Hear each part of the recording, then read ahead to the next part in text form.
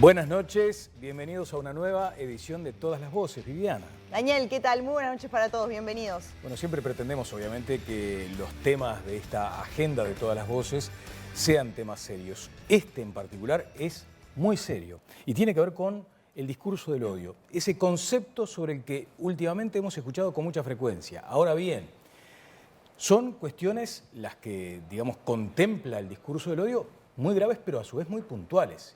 Y allí hay un riesgo de que esta cuestión laxa haga que, por ejemplo, si a mí me molesta el discurso de mi adversario político, ya tenga el atajo de calificarlo de discurso de odio. Sí, o eso también de querer escuchar todo el tiempo a los que opinan como nosotros, ¿no? Bueno. Y que nos cueste muchas veces escuchar a los que opinan distinto. Y además, esta semana es importante en este sentido porque mañana hay una reunión de los líderes de los distintos partidos políticos convocada por el presidente del Frente Amplio, Fernando Pereira, a los presidentes de los partidos que integran la coalición de gobierno. Con el ánimo, y cito casi textual a algunos de los integrantes, de bajar la pelota, sí, de bajar la intensidad muchas veces del debate ese tan crispado que puede llegar a complicar por lo menos esta convivencia democrática.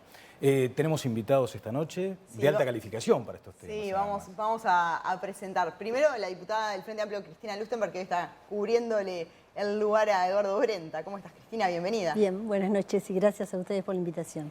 Tenemos a Martín Aguirre, periodista, columnista. ¿Cómo estás, Martín? Bienvenido. Muy bien, Viviana. Muchas gracias. Y a Edison Lanza, también periodista, ex relator especial de la libertad de expresión. Buenas noches, gracias por la invitación. Bien, vamos a través de este informe a poner algunas primeras líneas sobre el tema que vamos a tratar. De la búsqueda de discurso de odio en Google emergen más de 16 millones de resultados. En su origen, el discurso de odio fue identificado y condenado como un fenómeno violento dirigido a minorías étnicas, raciales y religiosas o a inmigrantes y refugiados. Esta modalidad se ha expandido, favorecido por las redes sociales y su anonimato, al punto de ser tema de discusión y preocupación en todo el mundo. El 18 de junio, las Naciones Unidas conmemoraron el primer Día Internacional contra el Discurso de Odio. Pero el fenómeno se ha extendido también al terreno político. El domingo, un editorial de El País de Madrid señala que los discursos políticos de odio parece que no tienden a surgir de forma espontánea y aleatoria, sino que muestran una clara intencionalidad política, impulsado por ciertos sectores con la finalidad de desestabilizar a gobiernos democráticos o figuras públicas representativas de ellos. Agrega que actúan como una milicia digital con fuentes de financiación muy potentes. A esto se agrega otra complicación. Los ofendidos reclaman regulaciones que entran en conflicto con la libertad de expresión. Así, algunos pretenden una solución legal que también puede usarse como un arma política para acallar disidentes. Bueno, hasta allí lo que decía este informe. ¿Hay que regular acaso las fuentes donde se emiten estos discursos de odio? Edison Lanza. A ver, cuando uno mira los tratados internacionales que fueron aprobados después de la Segunda Guerra Mundial, el artículo, por ejemplo, 19 del Pacto de Derechos Civiles y Políticos establece la protección de la libertad de expresión, sin censura previa, con una protección muy fuerte a los discursos políticos, periodísticos, etc. Y a continuación el 20 establece que el único tipo de discurso que está limitado es el que incita a la discriminación, ¿verdad? Y a las situaciones de violencia por discriminación. Allí hay una revolución en sí misma. Entonces, uno puede decir el discurso del odio que incita a la violencia contra personas o minorías por origen racial, religioso, orientación sexual, etc., es un discurso que no está protegido por los principios del derecho a la libertad de expresión. Definir cuál es el umbral del cual el discurso que puede ser ofensivo, que puede ser hasta discriminatorio y que una democracia debe tolerar, pasa a ser un discurso de odio que incita a la violencia, es una situación o un tipo de definición que yo te diría no hay un consenso internacional al respecto. Además, los distintos tratados lo definen en forma diferente. Europa tiene una tolerancia en ese sentido mucho menor a la que tiene, por ejemplo, la Convención Americana de Derechos Humanos. La Convención Europea habla de que no se puede incitar a la discriminación. Y la Convención Americana habla de que no se puede incitar a la violencia por razones discriminatorias, porque somos herederos tal vez de la concepción americana, que es distinta a la europea. En Europa la mera incitación a la discriminación puede ser sancionada. En América Latina y en Estados Unidos en particular se requiere un monto mayor que tiene que ver con que una expresión incite de algún modo una violencia posible contra una minoría. Claro. Martín Aguirre, ¿cómo ves este tema? Y también Uruguay, ¿no?, dentro de esto. No, yo lo que estoy de acuerdo con lo que dice Lanza en el sentido de que hay dos modelos muy claros a nivel mundial, ¿no? El modelo americano estrictamente, que está basado en la primera enmienda de la Constitución, que dice claramente que el gobierno está limitado, no podrá emitir leyes o nada que pueda limitar la libertad de expresión. Y después el modelo europeo, que ha permeado mucho en Inglaterra y en Canadá, que busca, sobre todo influido a partir de lo que pasó con el Holocausto, limitar ciertos discursos que se pueden considerar instigadores de conductas repudiables.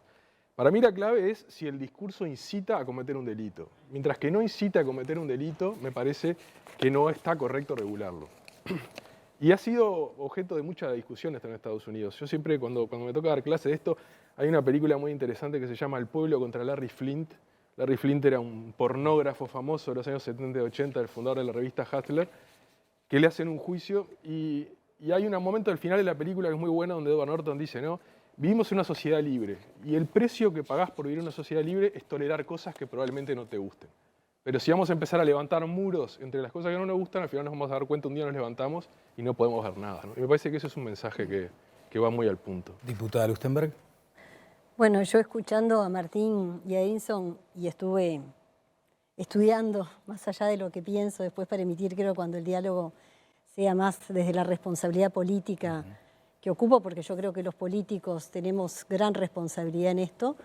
Coincido desde la Convención Interamericana, los principios que la rigen, los principios de la Constitución nuestra de la República y los tres modelos, yo diría, Martín, ustedes son más especialistas que yo, pero bueno, el modelo europeo, ¿no?, el de Estados Unidos, y también tiene una particularidad América Latina, ¿no? Entonces yo creo que eso, la regulación es compleja y limitar la libertad de expresión creo que es algo que fortalece, limitarla sería un error, ¿no? Creo que todo lo que dé independencia en el pensamiento y en la libertad de expresión fortalece la democracia, pero hoy es verdad que con el tema que ustedes con seriedad plantean acá, estamos en escuchar mucho a los que saben y la responsabilidad que tenemos los políticos, porque el límite que hoy hay de tener un discurso, de no aceptar los disensos, las opiniones diferentes, ese límite lleva a que peligrosamente podamos tener esa línea quebradiza de tener un discurso de odio que permee en la sociedad, y eso es lo que a mí particularmente me preocupa mucho como integrante del sistema político, y hoy escuchar en este panel realmente y generar con la ciudadanía la importancia de tener este diálogo que mañana, como ustedes decían al inicio, a iniciativa del Frente Amplio, pero con clara aceptación, yo creo, de los líderes, de quienes integran hoy el sistema político, es una señal muy importante de quienes tenemos hoy responsabilidad política, trabajar mucho estos temas, porque nuestra opinión incide muchísimo en el pensamiento ciudadano y realmente me desvela. Así que con mucho gusto acepté estar en este panel para aprender, intercambiar y poner este tema en la agenda pública y escucharnos. Laura Raffo. Yo acá separaría dos cosas, ¿no? Yo creo que cuando se habla de discurso de odio muchas veces se hace referencia a lo que vemos a través de las redes sociales, voces anónimas de cuentas que no sabemos a quién representan y donde ahí sí la agresión, la violencia se torna mucho más fuerte. Pero creo que hay una gran dicotomía entre lo que sucede cuando uno está oculto detrás de ese anonimato, como sucede en las redes, y creo que por el contrario de que cada vez ahí se permite como una mayor permisividad de esas agresiones, ese discurso de odio, esa violencia. Por otro lado, cuando nos vamos hacia lo que es el sistema político, yo creo que hoy en día, al contrario, los políticos estamos siendo mirados con lupa. No es tolerado que nadie en el sistema político tenga un discurso de odio, ni discrimine, ni hable mal de una minoría. Realmente es inaceptable. Incluso saliéndome del sistema político, cuando uno va a ámbitos sociales o académicos, cualquier persona con nombre y apellido que diga o que haga un discurso de odio es inmediatamente castigada por el repudio de sus pares o de las colectividades que integra. Yo creo que estamos viviendo momentos en que la sociedad está precisamente diciéndote, cuidado, no vayas por este camino porque no es aceptado. No es aceptado porque te lo repudia la sociedad. Entonces yo creo que ese es el límite que uno debería de sentir. Creo que los estados no tienen que meterse a regular sobre esta materia. Creo que la libertad de expresión es absolutamente sagrada y que basta con que alrededor de estos círculos o de las personas que emiten ese tipo de opiniones haya una condena social, me parece que es muy relevante, y que cuando no están ocultos en estas plataformas digitales, que crean círculos donde la gente solamente se alimenta de lo que dicen personas que piensan parecido, porque los algoritmos te llevan las opiniones de quien piensan parecido, creo que con esa condena social y ese repudio y esa no permisividad de la sociedad estamos bien encaminados. Fernando Santulo. Bueno, a mí me querría señalar solo tres cositas que un poquito se tocaron. Algo que decía Laura, hay en las redes, existe en general, pero en las redes se potencia por la cuestión del anonimato, la idea esa de cámara de eco. Es decir, se empieza a repetir determinado discurso que el resto de la gente que está en contacto con quien emite ese discurso está básicamente de acuerdo. Y entonces los límites que socialmente vos encontrás a lo que estás diciendo caen. Y es más fácil manejarte y convencerte de que como todo el mundo piensa más o menos lo mismo que vos, podés ir tirando ese límite cada vez más allá. En el contacto con las personas de carne y hueso, inclusive pienso entre militantes, cuando vos militás una idea política y lo haces en persona, bueno, lidiás con otra gente y esa otra gente es real y te para el carro, lo quieras o no, claro. o te modera el discurso de alguna manera. La militancia virtual o la vida virtual tiene para mí un gran problema que es, de alguna forma es una falsa ciudadanía, porque vos no sos, o sea, la ciudadanía tiene un nombre y un apellido. Cuando vos vas a votar, tenés una credencial cívica, cuando te presentás para un trámite, utilizás documentos, es decir, sos la persona real. En las redes eso no existe. Entonces, es muy fácil, si uno está dentro de una determinada cámara de eco, ir cayendo en una radicalización del discurso que puede terminar en lo que ahora llamamos discursos de odio. Un segundo apunte es, me llama la atención el tema de las dos tradiciones. Es verdad, en Europa, por ejemplo, en Alemania, negar el holocausto es un delito automáticamente. O sea, no hace falta que digas nada respecto al holocausto. El simple hecho de negarlo es un delito. No en toda Europa, pero en Alemania sí, por razones obvias, ¿no?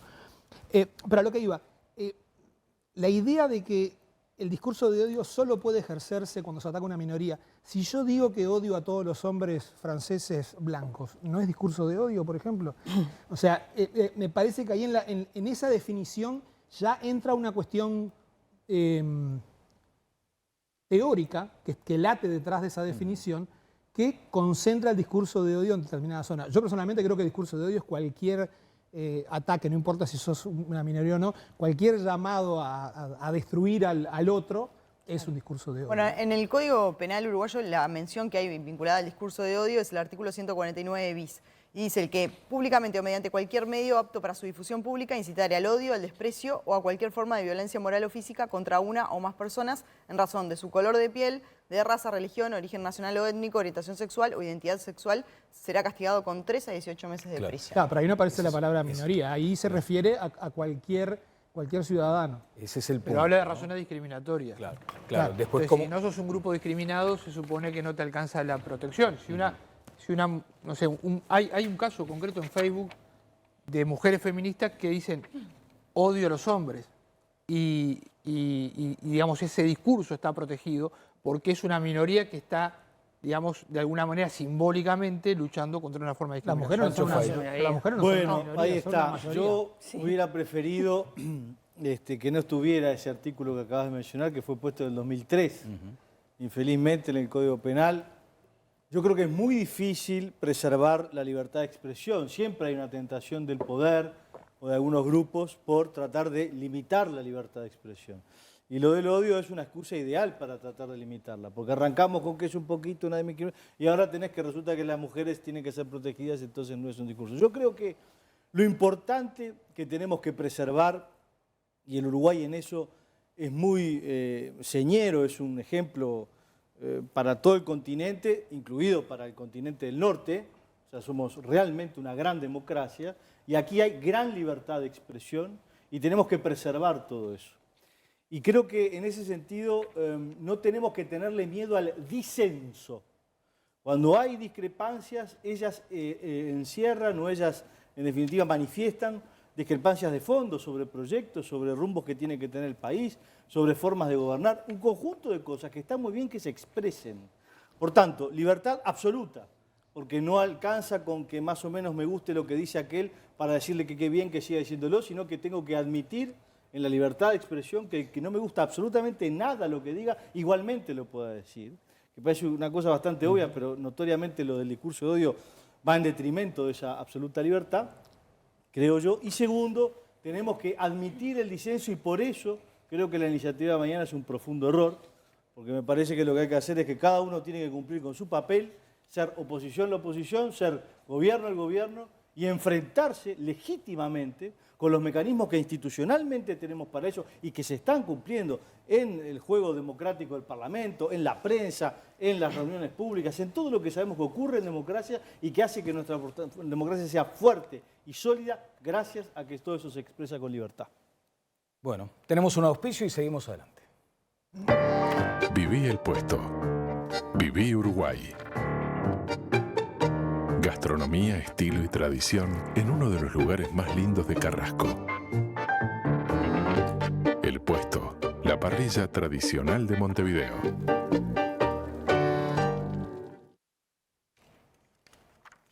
Bueno, a propósito de lo demás... perdón. No, iba a decir que apareció el disco, lo viene ahí para picarla. Pero no veo que haya habido un disenso, ¿no? Porque estamos hablando de la importancia de la protección a la libertad de expresión, Pero ¿no? ahora, si me permitís, vamos a poner foco o la lupa sobre lo que tiene que ver con este asunto vinculado al sistema político uruguayo. Porque además, y de pronto es casi inocente ese hashtag, esa etiqueta que se pone de un lado y del otro, ¿no? Por un lado la etiqueta de las focas. Entonces subestimaban terriblemente todo lo que hacía un gobierno y sobre todo a quienes respaldaban a ese gobierno de la administración anterior que eran calificadas como las focas. Que es una figura bastante espantosa, ¿no? Esa cosa que aplaude a pesar de todo con esa cosa media bobalicona. Y después tenemos del otro lado, si se quiere, el peor gobierno de la historia. Entonces vos, si querés desacreditar, ya metés a todos en el peor gobierno de la historia. Entonces digo, pueden llegar a ser como semillas casi inocentes, pero después que te van fogoneando en las cámaras de eco que decía Fernando, y medio como que te vas convenciendo de lo que están diciendo allí. Y me gustaría conocer, y ahora sí, aterrizado a la realidad. A ver, Pancho, empiezo contigo. Aterrizado a la realidad local. ¿Cómo ves esas situaciones? ¿Vos no entendés que hay que regular, por ejemplo? No hay que regular absolutamente nada. Bien. Yo creo que todo tiene que ser libre y que cada uno haga lo que diga lo que quiera, por supuesto, que eso no implique dimensiones penales. Y en lo que hace a lo penal, refiero a que el artículo ese que mencionabas, Viviana, no me convence para nada, pero bueno, forma parte de la legalidad del Uruguay, por tanto hay que cumplirla.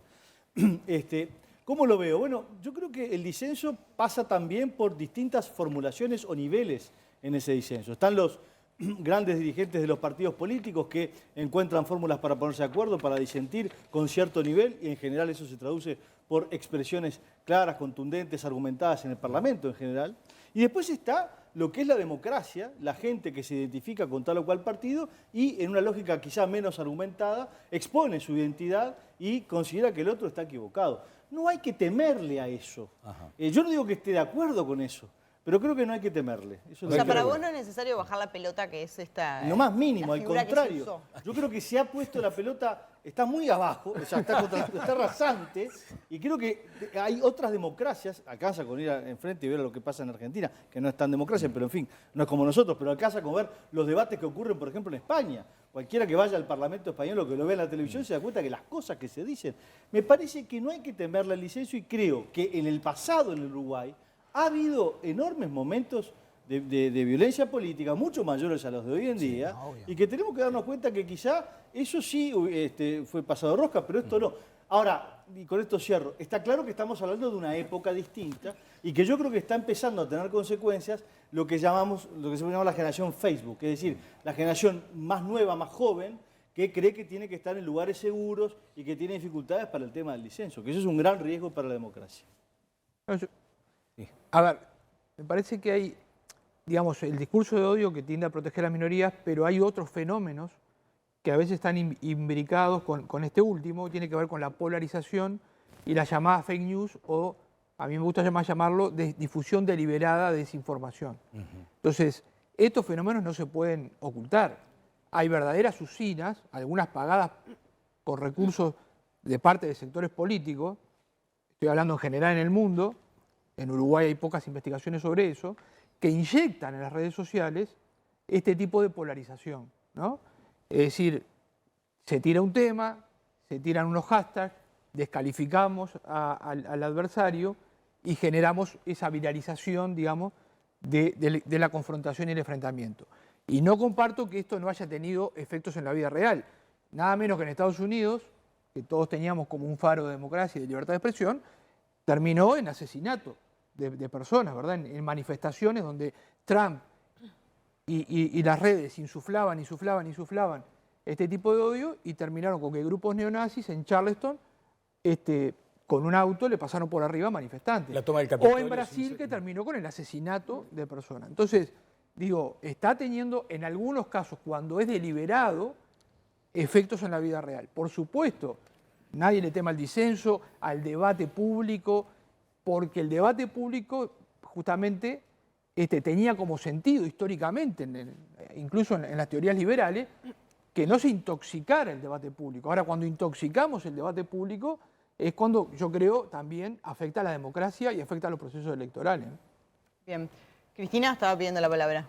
No, que yo coincido en lo que decía Edison. Hay evidencia de que en el mundo hay procesos donde a través de algunos referentes políticos se ha incitado a usar redes de diferentes maneras o medios, esta lógica muy confrontativa con niveles vinculados, y Kenia creo que fue también un lugar Myanmar, muy emblemático. O sea, hay lugares donde se ha evidenciado eso, y si bien entiendo lo que decía Francisco, o sea, Uruguay tiene que cuidar la historia y la trayectoria que tiene en el cuidado de la libertad de expresión, de la democracia, pero sí yo creo como política que hoy nosotros tenemos una responsabilidad, Laura, y eso también es verdad, lo que convivimos fuera de la esfera de las redes y en la vida cotidiana, pero hoy en la vida cotidiana también se reproduce mucho de ese modelo de las redes, la lógica que hay.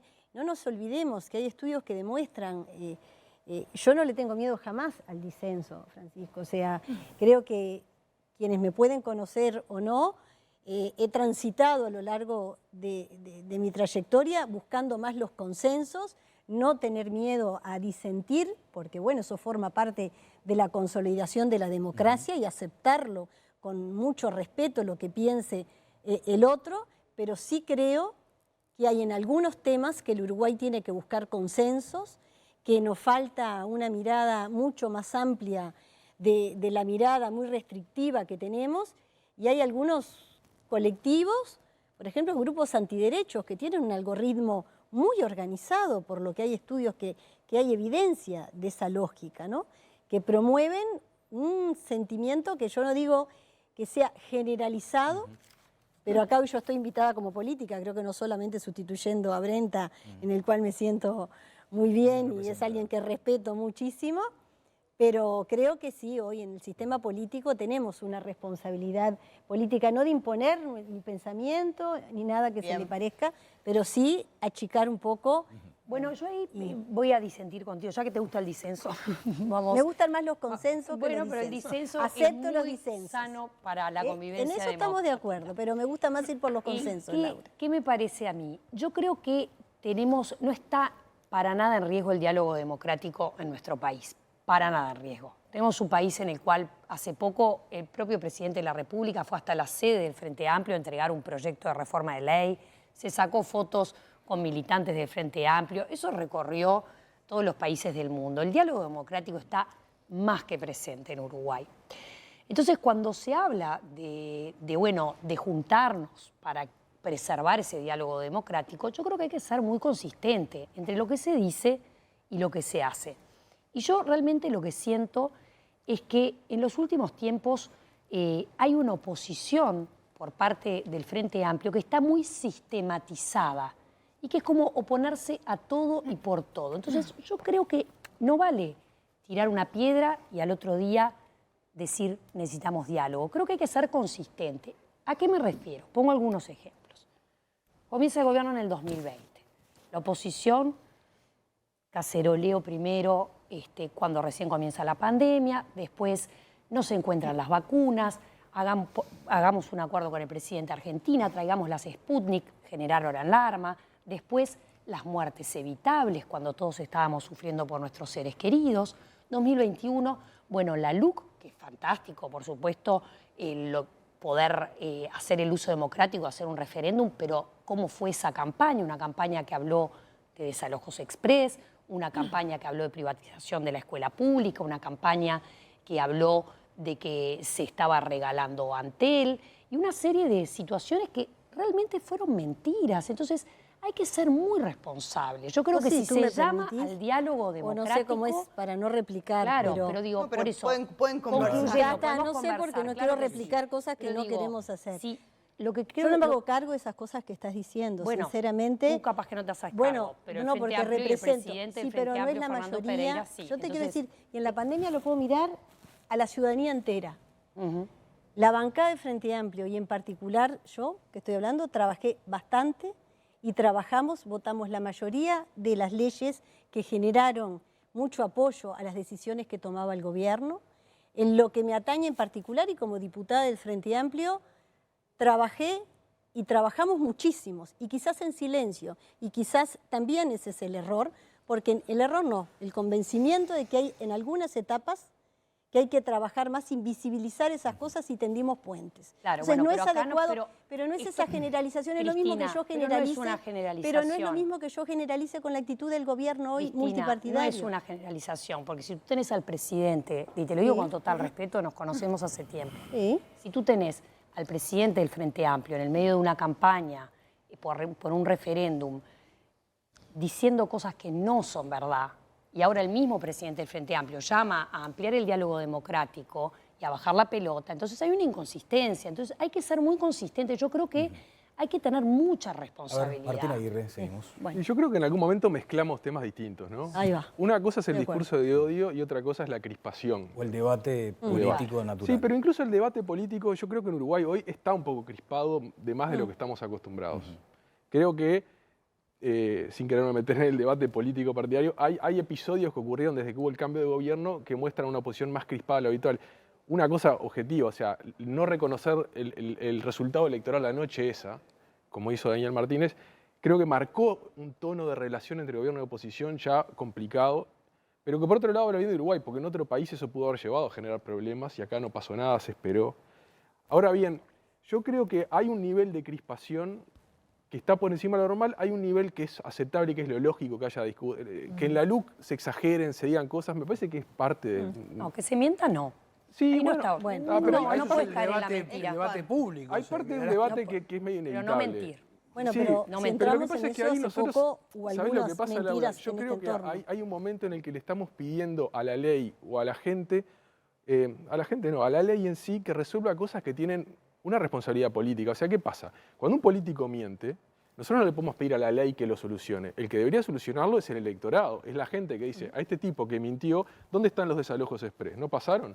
A esta persona tiene que tener una sanción electoral, digamos. Y eso es lo que muchas veces no vemos ni acá ni en ningún país de la vuelta. No vemos muchas veces políticos que mienten, Trump sin ir más lejos, y que dicen cosas totalmente ridículas y sin embargo no hay una sanción del electorado. Y me parece que hay un sistema de élite intelectual, cultural, que ve estas cosas y se desespera de que no exista esa sanción electoral o social y empieza a pedir otro tipo de acciones. Pero me parece que no podemos perder de vista que el precio que podemos pagar por pedir esas sanciones, ¿no? O sea, el costo y el beneficio. Yo creo que es más peligroso empezar a pedirle a la ley o a los legisladores que metan el peso de la sanción penal para regular el discurso. Sí, no, yo no voy por ahí. Digo que quien miente después no tiene que decir llamo al diálogo. Vamos a un brevísimo auspicio. Porque no es consistente. Y seguimos en Ahora Caigo, en este trompo psicodélico.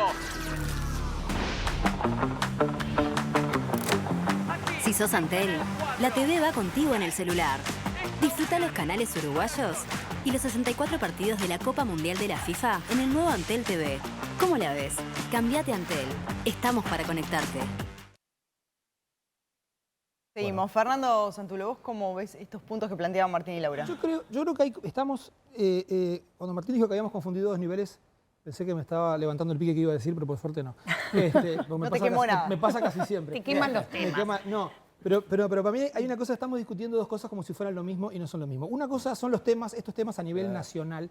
Es decir, podemos decir, el sistema político uruguayo no tiene la menor incidencia en, por ejemplo, cómo Trump gestionó su campaña o cómo Facebook le vendió los datos a Cambridge Analytica, etc. Es decir, estamos hablando de cosas que tienen que ver con la legislación nacional, por un lado, y después, por otro, con unas redes que de hecho están funcionando como vehículo para el debate público, pero que no se rigen por la legislación uruguaya, o no se rigen, no sabemos exactamente qué legislación les compete, que justamente basan su potencial de enriquecimiento en que se arme ese quilombo. Claro. Es decir, nosotros acá estamos preocupados, bueno, los partidos deberíamos poner de acuerdo, eso es evidente, Uruguay es una democracia y todo el mundo más o menos quiere que la cosa camine. Ahora, el fin de Facebook o de Meta o de quien sea no es que la democracia uruguaya funcione. No le importa dos rábanos que la democracia, ni la democracia en ningún lugar. ¿No? La gente de Silicon Valley no son especialmente adalides de la democracia ni están preocupados. Están preocupados por el propio beneficio. Y las redes generan beneficio en la medida en la que se genera un tráfico. Y cuanto más violento es ese tráfico, más tráfico hay. Por eso yo decía lo de las cámaras de eco. La cámara de eco de Trump son 88 millones de personas, o no sé cuántos millones tenía en la cuenta, un disparate. Entonces, eso es una gigantesca cámara de eco. Es muy fácil que se reproduzca un discurso de... Ahora, ¿qué posibilidad tiene el sistema político uruguayo de incidir en eso? Ninguna. En absoluto, porque eso funciona por otro carril. Y lo que sí digo, no sé quién lo dijo, pero creo que fue Lustenberg, que sí ha incidido, o sea, eso termina incidiendo, no sé, no, lo dijiste vos, que termina incidiendo en la política. ¿Por qué? Porque vos ves esas demencias publicadas en las redes y terminás pensando que la política es eso. Y en realidad la política... No lo es. Es otra cosa. La política no es una batalla sin fin hasta que uno de los dos contendientes desaparece. Es una búsqueda de acuerdos. Pero, nuevamente, estamos hablando de la lógica política del sistema político uruguayo y, por otro lado, la lógica comercial de unas redes que viven de vender ese intercambio violento. Son dos cosas. Y con respecto a lo de la crispación que decía Martín, sí, pero yo también, es verdad, puede ser que haya más crispación y puede ser que haya un reparto de responsabilidades respecto a esa crispación. Pero también hay que lidiar. En la democracia se está lidiando con el que piensa distinto. Y el que piensa distinto no se va a ir a otro país, ni necesariamente va a pensar lo que está pensando ahora. Entonces, por eso decía, la política se puede entender de dos formas. Como una agonística, combate sin fin, en el que al final uno derrota al otro, o si no, como una búsqueda de mínimos, acuerdos o lo que sea, o la alternancia. Hoy estás vos, mañana estoy yo, pienso que lo puedo hacer mejor. Y eso implica necesariamente una discusión de ideas.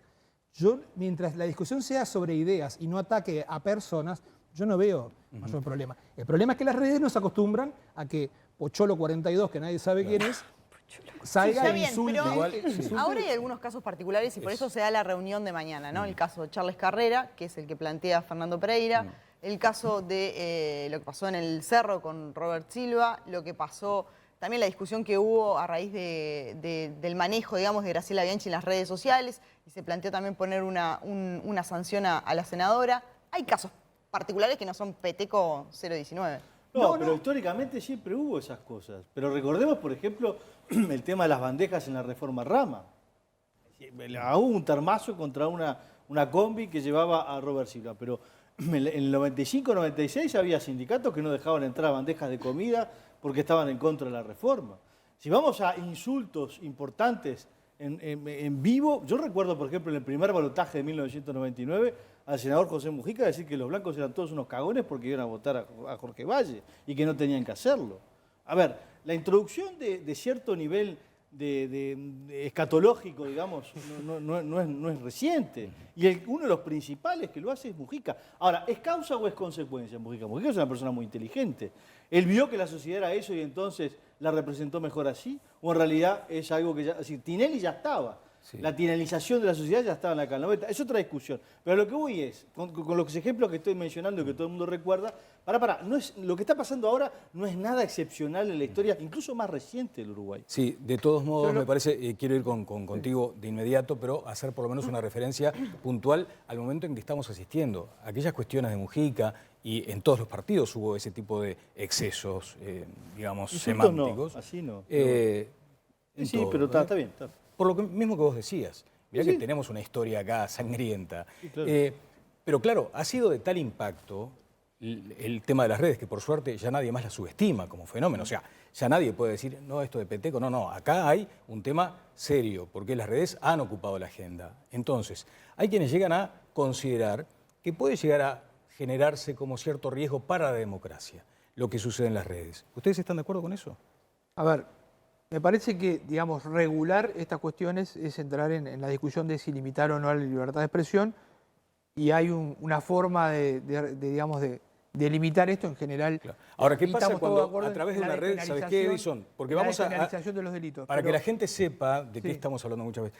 Las redes también sirven para convocar a manifestaciones que uno no sabe cómo terminan. Siempre sabemos dónde se concentran, dónde empieza, pero nunca se sabe dónde termina y cómo termina. Entonces, ahí es donde muchas veces, con cierta... Bueno, pero si alguien en una manifestación comete, digamos, una actividad delictiva y demás... Y fue allí por la red. Será jugado por eso, no por la convocatoria. ¿no? Claro. No por la convocatoria. Ahora, lo que sí me parece bien es la autorregulación, ¿no? En general, la autorregulación. Y digo que esta iniciativa de Pereira me parece interesante en este sentido. Es una convocatoria a, bueno, a ver, bajemos la pelota, autorregulemos, sigamos discutiendo, debatiendo, disintiendo, pero, digamos, no lleguemos a extremos. A ver, lo de la senadora Bianchi y el senador Da Silva, yo no lo recuerdo desde el retorno a la democracia hasta acá, que se desacredite, que se investiga a periodistas, un senador, una senadora que tienen la obligación de respetar la Constitución y facilitar el ejercicio de los derechos, que sistemáticamente, porque no fue una vez que se le escapó como a Álvaro Delgado que dijo, bueno, fue un error, ataqué a una periodista, fue un error, ok. O sea, Bianchi sistemáticamente, ¿no? Es decir, este periodista es tal cosa, lo investigué, me voy a hacer cargo, trabaja para esta otra. Pero a ti te parece que el senador planteo Silva de diciendo un censurar disparate a por una llamar senadora... en un momento sin ningún fundamento, pero Bocha, ¿a vos te parece amparado en los planteo fueros? de censurar Yo creo una que senadora? eso es inédito expresa? desde el 85 Grave, a la ¿no? fecha. Entonces, bajemos la pelota. Que me parece, Bocha, que, perdón la confianza, No, está bien. trabajábamos juntos en El Observador cuando ambos éramos periodistas. Ya no somos más Mi apodo ya periodistas, es ni el vos sos popular. periodista, ni yo soy periodista, ya no más, pero lo supimos ser. A mí me parece, lo que tú mencionás, el caso de Graciela Bianchi, cuando se la trató de censurar en sus dichos como senadora, a mí me pareció grave. A mí me parece que no solamente los ciudadanos no deben ser cercenados en su libertad de expresión, mucho menos aún un senador de la República, porque lo que se trataba de censurar era no me gusta lo que dice y no me gusta cómo lo dice. Y se decía, como primera senadora no puede hablar de esa manera, pero entonces, ¿y quién juzga cómo se puede hablar o cómo no se puede hablar? ¿Vamos a entrar en ese terreno de limitar la libertad de un legislador votado por la gente? Tampoco Laura, ponemos foco en el seguimiento de periodistas, por ejemplo. ¿Quién pidió eso? En el Parlamento, ¿no te acordás? Tiene un deber de Claro, cuidado. Frente Amplio lo pidió en el Parlamento. Un senador tiene un deber de cuidado, no es un ciudadano común, no tiene una libertad de expresión absoluta Pero perdóname, Bocha, para ¿tú consideras, insultar, perdón, desacreditar y atacar una el Frente institución como es Amplio el quiso periodismo? censurar Es un senador, el Frente no, tiene un deber de Amplio cuidado. en el Parlamento No tiene libertad. propuso, discúlpame, el Frente Amplio en el Parlamento propuso que había que hacerle una especie de censura Llamarle la a la atención, senadora. porque es el órgano Pero ¿a ti te político parece? donde ella A mí pertenece. no me parece. Laura, a pero mí el no me aspecto parece. vinculado al señalamiento de periodistas, por ejemplo. No a su opinión. No, si perdón, yo digo, se le estaba, pero discúlpame, Daniel, es que no fue por el señalamiento. No, correcto, o no. pero ahora te estoy preguntando a ti. ¿Cómo debe decodificarse la actitud de desacreditar a periodistas desde la función La senadora senatorial? puede opinar lo que le parezca porque tiene derecho a expresarse. Y muchas veces ella se expresa de una forma que crispa a los demás. Pero tiene el derecho de expresarse y uno tiene que defender la libertad de expresión si más te molesta el cómo lo dice, más lo tenés que defender, como la frase esa, mira, no coincido con lo que decís, pero daré mi vida para defender que puedas decir. Porque estuvo metido en eso, en esa publicación en particular. Hacía referencia a que el diario El País tenía contratado a alguien de izquierda. Sí, calculo que hay muchos, no solamente uno. En todos los medios, yo creo que izquierda y derecha. Trabajé de 8 años, nunca preguntaron a quién votaba. Yo creo que igual mezclamos cosas. A ver, a mí me llama a veces la atención la hipersensibilidad que hay ante todas las cosas que dice Graciela Bianchi, cuando todos sabemos cómo hizo su carrera el presidente Mujica, que era una cosa que no tenía nada que envidiarle, ¿no? Entonces, yo me parece a veces que es un poco exagerado. Por otro lado, yo veo una cosa. Los políticos, a quienes respeto muchísimo, a quienes creo que cumplen un rol fundamental y sé que les envidio su capacidad de trabajo y una cantidad de cosas, tienen ciertos códigos entre ellos, donde públicamente se dicen cualquier disparate, se apaga la luz, se van a comer juntos, a tomar juntos, y eso está buenísimo. El problema es que me parece que hoy en día no toman en cuenta a veces de que hay una cantidad de gente, sobre todo en el mundo de las redes, muy intoxicada, que no entiende esos códigos. Y entonces, lo que plantea Fernando Pereira de mañana, a mí al principio me rechinó muchísimo. Me parece que él no es la persona, porque es alguien que ha exasperado, me parece que es el síndrome de Javier Miranda, desde que está en el cargo de la presidencia del Frente, dice cosas que son incomprensibles, como que va al aeropuerto y ve familias quebrándose que migran, que no sé, las ve solo él, no sé qué alimento tiene para decir eso. Pero por otro lado, yo creo que los políticos, sin tanta laraca, deberían juntarse los dirigentes relevantes y decir, hay determinados códigos que nosotros manejamos que no se están llevando bien con las formas de comunicación actual y que de repente algo habría que hacer para evitar que esto algún día genere una macana. Última cosa, yo no creo que lo que pasó en Charleston tenga que ver estrictamente con las redes, o sea, mataron a Martin Luther King, a los dos Kennedy y no había Twitter, no había Facebook, no había nada, o sea, la violencia está latente ahí y a veces lo nuevo genera esa cosa, pero ojo, yo siempre digo lo mismo, ojo que el remedio no sea peor que la enfermedad. Vamos a otro auspicio y enseguida seguimos con el debate. El tren vuelve a Uruguay y con él podemos ser el país que todos soñamos. Seguimos, Cristina Lustenberg. Yo escucho con atención porque creo que estoy acostumbrada al disenso, ¿no? Pero sigo diciendo que me gustan más los consensos, Laura, eso es así. No me gusta cuando uso ejemplos, quizás no decir la verdad como tal. Yo eso que decía Martín, yo creo que sí, que hoy hay... Yo soy más técnica que política y decidí introducirme en el sistema político para hacer cosas que entendía que se definen mucho en el sistema político. ¿Ah? Porque cuando a veces la ciudadanía se descalifica por quizás el comportamiento a veces y actitudes que tenemos los políticos, a mí me preocupa muchísimo, sinceramente, y trato y represento quizás una fuerza política que no podrá ser homogénea, que tendrá dificultades, pero es constructora en muchas de las cosas. Que no digo que todo sea perfecto, pero acá escucho todos los ejemplos un poco desbalanceados en actitudes que por suerte ustedes como conductores las van equilibrando. Yo sí estoy preocupada porque creo que los códigos que podemos tener un poco los políticos de llegar a un nivel de ofensiva y después bajar, no es tan así, Martín. O sea, a mí hay cosas que creo que hoy ese nivel de crispación se refleja mucho en nuestra imagen y después se replican los comportamientos con la ciudadanía. O sea, creo que sí, que es necesario que nos sentemos a conversar. Yo trabajo en muchas comisiones en el Parlamento, Laura, quizás tú no conoces cómo es el funcionamiento parlamentario, lo aprendí yo en el 2017 cuando dejé el Poder Ejecutivo y me introduje en el sistema parlamentario. Ahí vi cómo eran determinados códigos, pero lo que sí no estoy de acuerdo a avalar es niveles de enfrentamiento muy altos, sabiendo que, por ejemplo, pongo un ejemplo, con Cabildo Abierto nosotros nos vamos a poner de acuerdo en lo que es la agenda de derechos, en lo que es la concepción de derechos humanos, ¿no? Pero quizás en algunos otros temas se pueden poner de acuerdo, como en otros integrantes. Nosotros ahora venimos de trabajar un tema como puede ser de la eutanasia, que es un tema que atraviesa concepciones, ¿no?, personales, atravesados de otras concepciones filosóficas, religiosas, que podemos discutir. Yo creo que los políticos sí tenemos una responsabilidad, y creo que vine convocada a ese lugar, de buscar el nivel de agravio. Tenemos una responsabilidad en determinados lugares. Yo respeto mucho a Graciela Bianchi y tengo un buen diálogo con Graciela, pero es una senadora de la República con un nivel muy alto de responsabilidad. Creo que hay determinadas expresiones, cuando nosotros nos expresamos a través de las redes, en nuestro lenguaje a nivel parlamentario, que hablan un poco más de crispación. Por supuesto que la democracia uruguaya está consolidada. Yo no estoy hablando de una inestabilidad democrática. Ojo con esos términos que se confundan. Le digo por si algún momento dudaron, quisiste alegarme algún término de inestabilidad de la democracia uruguaya, que está firme.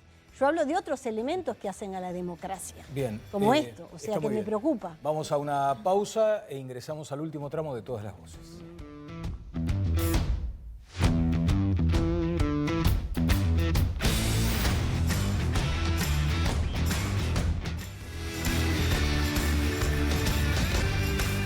Seguimos adelante en esta nueva edición de Todas las Voces. Me quedé con algo que decía Martín y tiene que ver con los códigos. Y el sistema político tiene sus códigos y está muy bien. O sea, hasta en el periodismo, todos tenemos en la praxis, tenemos nuestros propios códigos. Ahora, el asunto es cuando esos códigos también son conocidos por el conjunto de la población y no queda esa sensación de que grito en la pulpería, callo en la comisaría, esa doble moral. Porque todos conocemos, además, efectivamente, a Graciela Bianchi es un ser maravilloso para tratar con ella. La he tratado, por ejemplo, muchos años cuando estábamos en la tertulia en la radio y da gusto hablar. Ahora, después hay una cuestión de personaje de pronto o de incorporar a su, práctica política o a su estrategia esa manera de hablar. Ahora, ¿qué le llega a la gente? Y que está todo el tiempo con la escopeta. ¿Qué decís, Martín? Lo de la doble moral probable. Yo creo que, a ver, a ustedes les habrá pasado como a mí. A veces te juntás con un dirigente político y tenés un diálogo bárbaro, macanudísimo, y de repente al otro día lo escuchás hablando, por ejemplo, en mi caso, del diario, de un titular del diario, como que fueras una especie de ogro antidemocrático y sabe que lo hice yo. Digo, oh, loco, pero estuvimos así 10 minutos, estaba todo bien. Bueno, ¿y eso? ¿Cómo es? Y a mí a veces me ha generado problemas porque digo, mirá, yo entiendo que ustedes tienen estos códigos, pero yo no. ¿Pero cómo le baja a la gente? Y la gente que hoy en día lo ve de esa manera muchas veces no lo entiende. Y eso era un poco lo que Viviana recordaba el episodio con Ana Laura y con Graciela. Yo lo que quería plantear es eso. A veces el problema que nosotros tenemos, antes serían las barras del Parlamento, ahora tenés ahí una cantidad de gente que está mirando ese intercambio y que vos no sabés cómo va a reaccionar. Y capaz que de repente eso que vos dijiste genera un detonante.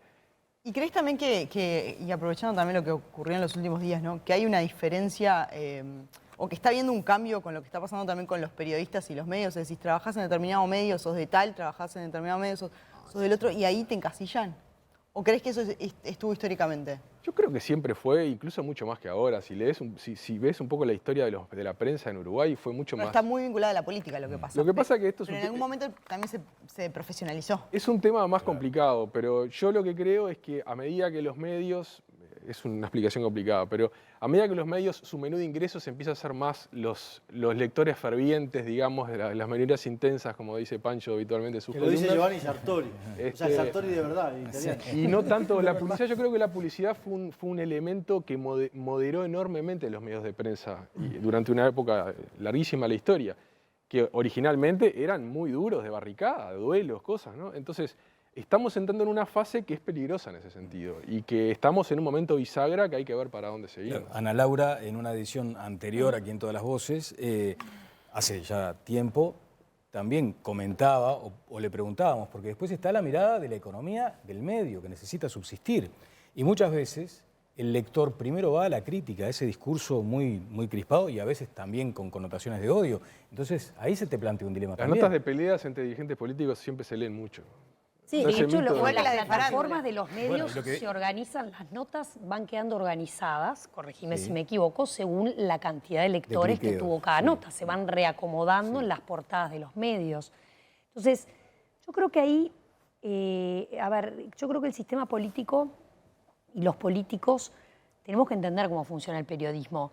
Yo fui periodista mucho tiempo, trabajé en un diario, trabajé en canales de televisión, entonces como que no me puedo enojar con cómo funciona el sistema. Es así, como vos decís, el enfrentamiento vende. A veces vos querés contar algo como político, che, mirá qué bueno esto que estamos haciendo en tal barrio, y no es noticia, entre comillas. En cambio, cuando te enfrentás con alguien que es rival tuyo, pasa a ser noticia. Realmente es así. El sesgo pero de porque negatividad. el periodista es quien evalúa si le va a interesar al lector o no. Y el periodista tiene bien puesto el ojo, en general, en boca. Entonces, por eso hay noticias que vos querrías que tuvieran más destaque y son chiquitas, y una noticia capaz que no te imaginabas que iba a tener tanta connotación como fue un enfrentamiento entre dos personas que se dedican a la política, termina siendo el titular de un diario. Edison. Digo, yo creo que siempre existió, y si la prensa y los políticos se llevaran bien en todo momento, algo está haciendo mal la prensa. Habría que ¿no? sospechar, claro. Habría que sospechar. Así que en ese sentido no la veo.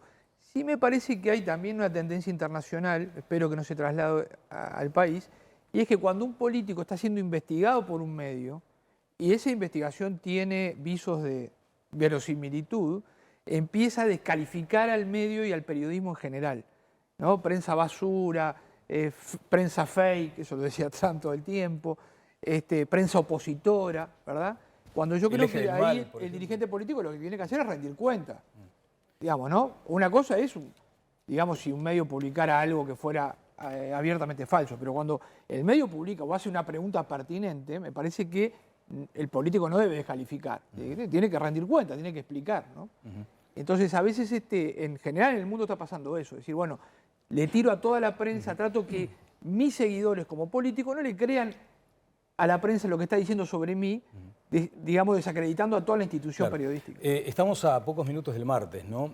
¿Qué resultado creen que va a tener esta reunión? O sea, ¿cuánto tiempo va a durar en esta época de todo efímero las declaraciones que seguramente serán declaraciones ponderadas de cada dirigente político? ¿Cuánto va a durar y cuánto va a permear, Pancho, esta reunión con la que no estás de acuerdo? Yo creo que, claro, la estrategia del presidente del Frente Amplio es tratar de bajar la pelota de forma de tratar de ir al consenso. Es decir, la obsesión del consenso no es reciente, desde el año 20, porque lo que pasa es que lo que se quiere es torcer el rumbo de reformas del gobierno. Y es entendible que así sea, porque tiene otro rumbo y el gobierno tiene, o sea, uno va para allá y el otro va para el otro lado. Bueno, pero hay algunos temas en los que el propio Iturralde dijo, vamos a intentar también buscar consenso, la reforma de la seguridad social. Pero Iturralde, le van a cumplir el sueño a Fernando de política nacional. La verdad es que leía el otro día la columna de Fernando, ¿no? En Santulo en Búsqueda, y yo sigo diciendo de que no es los consensos por los consensos, Francisco. O sea, y no es imponer una idea sobre otra, pero si los políticos que expresamos la voluntad de los ciudadanos no somos capaces de bajar un nivel de crispación y sacar todos los temas del ámbito electoral. A mí alguien me dijo, Cristina, tú no rendís porque trabajás mucho, no estás pensando el primer día cómo ser reelecta. Yo creo que ser reelecta significa que la gente te vea trabajando, buscando conceptos, sacando leyes y no estando... haga lo que le parezca, ¿no? Pero no está... Bueno, estamos en una cosa de libertad. Yo defiendo la libertad. Tanto de la libertad. Entonces dejemos que los crispados hablen crispados. Pero no es los crispados, porque los crispados no trabajan a veces. Bueno, pero la iniciativa esta no se enmarca también dentro de esa libertad. Claro. O sea, por supuesto que plantearla... sí. No... Por supuesto que sí. Yo creo que es inteligente lo que hace Pereira, porque Pereira lo que quiere es bajar la pelota en el sentido de decirle al gobierno, paren, nos precisan a nosotros. Y logró que los precisaran. Logró sentarlos a todos y que lo escuchen. Pero sí, es que queremos tener una opción... A mí me parece, yo integro a la oposición, así que me gustaría tener un rol, como lo trato de hacer. Y pero que la gente dijo que tiene que ser oposición, no gobierno. Ahora, también tenemos un diferencial como país, ¿no? O sea, en muchas oportunidades hemos llegado a acuerdos a oposición y gobierno. Bueno, ¿no? Pero ahora la reforma educativa la acaba de votar el pueblo. Déjenla que se lleve adelante. Sí, mañana va a haber otro tema en la reunión, bueno, y la de la que lo tocamos social, el programa anterior y que parece relevante. Ojalá que allí, ya que hay tanta búsqueda de consenso, va a estar la foto, va a ser preciosa la foto. Bueno, el tema del financiamiento de los partidos políticos también. Está el financiamiento de los partidos políticos, está el tema del rol de la JUTEP. Pero a ver, Cristina, justamente, más recursos, también se habló acá, para los órganos de Contralor. Pero pónganse de acuerdo con el financiamiento de los partidos políticos. Estoy totalmente de acuerdo. Bueno, va bastante encaminado. Yo integro eso, la Comisión de Financiamiento de Partidos Políticos. Encaminado. ¿Pero encaminado en qué términos, Laura? Y bueno, hoy, por ejemplo, estaba viendo estuvieron dos diputados, uno de Frente, uno del Partido Nacional, explicando cómo avanzó la comisión y va bastante encaminado en que hay un acuerdo de los partidos políticos. Yo integro esa comisión. Ah, bueno, por eso, y lo vi bastante encaminado. Sí, medio lento. Bueno, pero viene. Medio lento. Pero no hay grandes cosas vamos que se logrando. ¿Se le va a responder a Viviana aquello de que nadie controla claro. nada? Bueno, pero lo que digo es, lo veo más encaminado que que el no ponerle oposición a la reforma educativa o que votar todos la reforma de la seguridad social. No veo que haya temas de tensión. A mí lo que me preocupan son los grandes temas de tensión que hay en dos reformas que son cruciales para el futuro de nuestro país. La reforma de la seguridad social es para nuestro futuro. La transformación educativa es urgente. Si te hablo Claramente de los temas, ahí no va a haber mira, consenso, por eso decía, ahí no va a haber acuerdo. Bueno, apostemos a que sí, esperemos que sí. Bueno, ¿no? recién se presentó el proyecto del Obviamente que no, Ejecutivo, por eso. nada más. Y está bien que no haya, pará. Yo lo que digo es que está bien que no haya consenso. Porque está bien que haya varias visiones, dos, Sí. una del Frente Amplio y otra de la otra coalición. Y que la gente opte cuando llegue la instancia, si no, estuvieron bien esto o votamos por los Francisco, otros. Libertad, Pero vos libertad. crees, pero hay yo cosas que creo- pasa el tiempo y siguen ahí Miren, trancadas. hay La temas reforma educativa estructurales ha estado trancada, que lo la ha reforma demostrado el social mundo. Bueno, La pero- violencia, los temas de infancia y adolescencia, que les puedo decir que es los que he trabajado. Nosotros fuimos 15 años gobierno y ahora hay 2 años que el gobierno está trabajando. Ya todos tenemos lecciones aprendidas. Si no se generan acuerdos estructurales de una reforma del Estado, donde el Estado trabaje de forma unificada, donde con un mecanismo de eficiencia y de eficacia diferente, con un mecanismo presupuestal diferente, no vamos a lograr avances. Cada uno que gobierne electo democráticamente, y eso es otra cosa, cada gobierno le da su impronta, y ese es el ejercicio de la democracia, pero la diferencia entre los países con indicadores de desarrollo humano mucho más que los nuestros es que en los temas cruciales han logrado ponerse de acuerdo. Porque son temas que Bueno, a pero corto entonces, plazo no lo que se ven necesita los de acuerdo resultados. es en la Pero reforma requiere educativa. de Y las dos entonces, partes. en bajar los niveles de Nunca fue crispación verdad ahí. históricamente en Uruguay eso. Sí, Nunca yo, fue verdad. yo creo que nos derivamos muy lejos del tema del discurso. Ah, Sí. Hace rato que no Hace estamos bastante hablando de eso. rato. Yo quiero volver al tema No, bueno, del- pero tiene, del- perdón, no, pero tiene que ver con la reunión de mañana y en el fondo es lo que hace el sistema político que también baja a esto, después el discurso social, las redes sociales, tiene que ver. Y a ver, y la reunión de mañana es justamente eso, bajemos la pelota, o sea, tiene que ver Sí, también. yo sí creo que para bajar la pelota no precisas reunirte con nadie, simplemente bajar la pelota vos. y listo. me parece. sí, Eso, claro. eso lo puede Eso es hacer, verdad. eso lo puede hacer cualquiera. El que tenga ganas de bajar la pelota, que la baje y ya está. Si siente que le corresponde una parte, que lo haga. Perfecto. Yo no me voy a poner en contra de las políticas de Estado, porque soy el que siempre estoy No, fuera es de que la- sería una bandera. sería una No, noticia, no, sería tu una bandera, noticia. está bien. tu bandera. Y aparte hoy encontré una socia, así que está bien. Pero lo que digo es esto. Me interesa volver al tema del discurso, digo, por una cosa. Recién decíamos, antes estaba la barra, de las barras del Parlamento y metían presión, no sé qué, ahora son las redes. Yo quiero señalar una cosa respecto a las redes, que también me parece que hay algo como medio ficticio. No están todos los uruguayos en Twitter.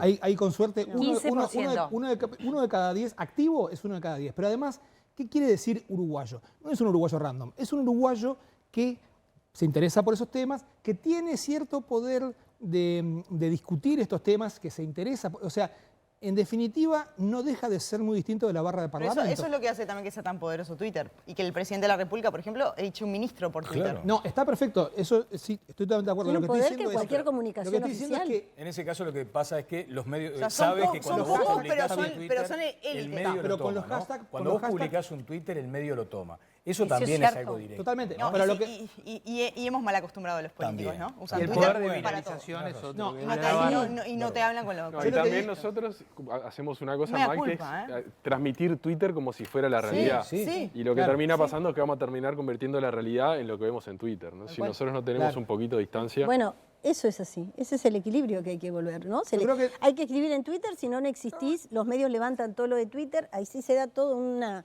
disociación importante, yo creo. Yo lo que creo que si hay alguna responsabilidad que le cabe a los políticos, y quiero hacer una analogía con las canciones, que más o menos sé por Tu dónde tema. va, sé por dónde Me va. gustó, me gustó. Rosalía Es la Shakira. siguiente, cuando uno hace cuando uno compone una canción, la edita y la saca, uno dice, yo en esta canción hablo de A, B, C, X, bueno, una vez que la sacas, esa canción adquiere un montón de lecturas y la gente interpreta lo que le parece respecto a esas canciones. Con las consignas políticas pasa un poco eso mismo.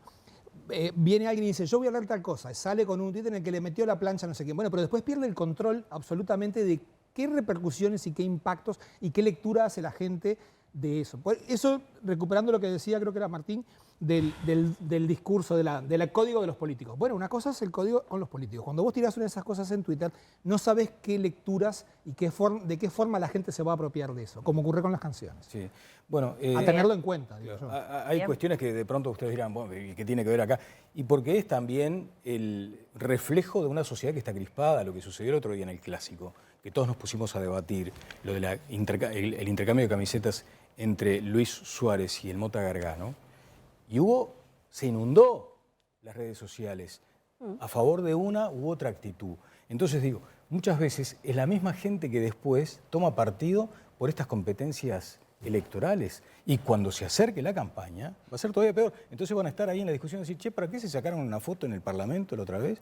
Si se están dando pero por ahí un cada gorro. uno es responsable de sus actos, ¿no? Entonces uno tiene que poder apoyar la cabeza en la ¿Y almohada, la cámara de tranquilo. eco que te decía Fernando? Bueno, cómo pero opera? precisamente, si tú sos responsable de tus actos, si tú como político sos responsable, tomás en cuenta todos los factores. Es decir, cada uno se tiene que hacer cargo de cómo actúa y no dejarse llevar porque, bueno, mirá, si pongo un tuit de esta naturaleza, voy a tener más retweets o voy a tener más arenga por parte de aquellos que están esperando ser arengados. Es decir, uno tiene que ser muy responsable. ¿Pero el político no tiene un caudal electoral ahí, por ejemplo, en las redes? Yo creo que no dice lo que la red quiere escuchar. Yo creo que es un segmento muy pequeño y creo que no, pero ¿sabes por qué? En las redes, cuando tú decís en las redes, perdón, me refería a Twitter. Las redes son mucho más amplias que Twitter. Sí, claro, por eso. Tenés Instagram, tenés Facebook, tenés TikTok, pero la red como madre más de la violencia y de las agresiones es Twitter. Y es en la que existen estas campañas contratadas, donde hay lo que se llaman trolls, que ya no son bots, cuentas automatizadas, sino son agencias que, es cierto, crean cuentas con determinadas características, que las cuentas parecen verdaderas, y hacen campañas en contra y a favor. Se llaman armadas digitales. Sí. Todo eso existe, es una realidad y todos los políticos la sufrimos, porque cuando te dicen, bueno, campaña contra esta persona, es notorio.